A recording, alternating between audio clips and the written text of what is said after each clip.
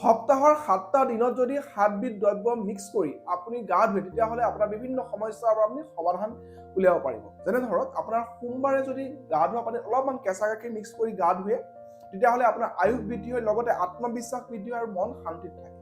যদি মঙলবাৰে অকণমান নিমখ যদি আপুনি মিক্স কৰি পেলাই গা ধুব পাৰে তেতিয়াহ'লে যিমান আধৰুৱা কাম আছে বা আপোনাৰ নিগেটিভিটি আহি আছে সেইবিলাক দূৰ হ'ব।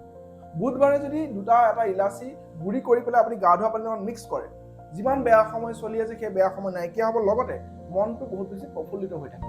বৃহস্পতিবাৰে যদি গা ধোৱা পানীৰ লগত অকণমান হালধি মিক্স কৰি গা ধুৱে তেতিয়াহ'লে আপোনাৰ সৌভাগ্য বৃদ্ধি হয় আৰু বিশেষকৈ আপোনাৰ চাকৰি ব্যৱসায় সেইবিলাক ক্ষেত্ৰত খুব ভাল হ'ব। যদি শুক্ৰবাৰে গোলাপৰ পাপৰি মানে গোলাপ জলেৰে গা ধুব পাৰে তেতিয়াহ'লে আপোনাৰ প্ৰেম, আকৰ্ষণ, সৌন্দৰ্য বৃদ্ধি হোৱাত সহায় হয়।